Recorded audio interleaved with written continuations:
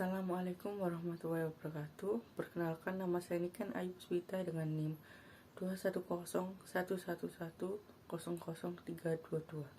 Di sini saya akan mereview materi mengenai perang siber atau operasi perang siber.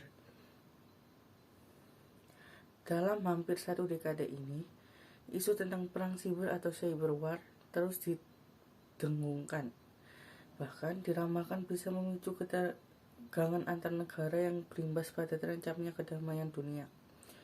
Bahkan Kepala Badan Telekomunikasi PBB, Toure Hamado, pada Oktober 2009 telah memperingatkan bahwa perang dunia bisa terjadi di dunia maya. Perang siber telah menjadi mandala perang baru yang sudah di depan kita semua. Penyerangan secara terbatas telah terjadi berkali-kali oleh beberapa negara, di mana kondisi ini dapat juga diasumsikan sebagai uji coba. Namun, peperangan yang sesungguhnya dan jauh lebih besar telah dipersiapkan berdasarkan urutan kronologis kejadian pada jaringan komputer di dunia yang terjadi antara tahun 1990 sampai 2012. Tren ancaman perang siber akan berkembang terus sesuai perkembangan teknologi informasi. Oleh karenanya, perlu dilakukan riset secara terus-menerus untuk mampu mengatasi berbagai teknik, taktik, dan serangan pertahanan siber yang akan terus berkembang ke depan. Dalam UU Nomor 3 Tahun 2002 tentang Pertahanan Negara, telah ditetapkan bahwa ancaman dalam sistem pertahanan negara terdiri atas ancaman militer dan ancaman non-militer, termasuk diantaranya ancaman siber. Salah satu efek samping negatif dari perkembangan dunia cyber melalui internet antara lain adalah kejahatan dalam bentuk pelanggaran hukum atau cybercrime,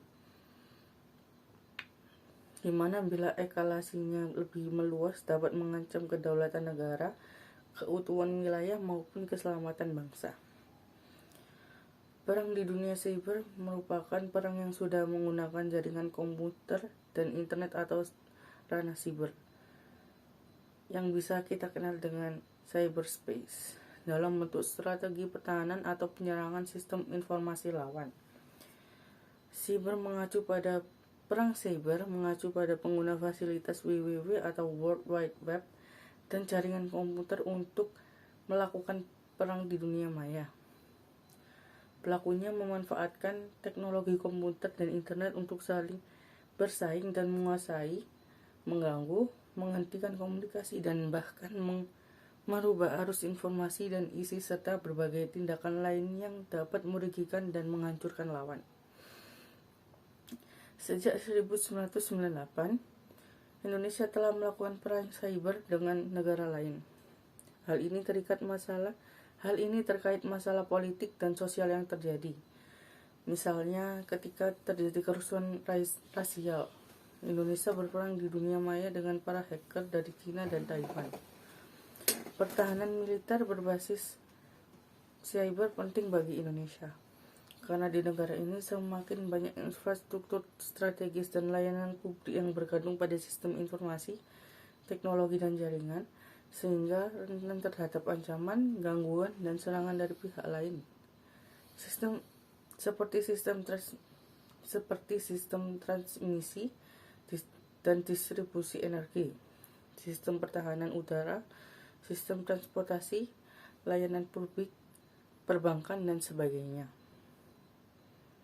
Dengan terbentuknya National Cyber Defense, diharapkan perkembangan kapasitas nasional dalam rangka meningkatkan ketahanan nasional terhadap berbagai ancaman di dunia cyber akan lebih diuntungkan. Perlu juga mengarah pada pembentukan pasukan khusus tentara dunia maya atau cyber army.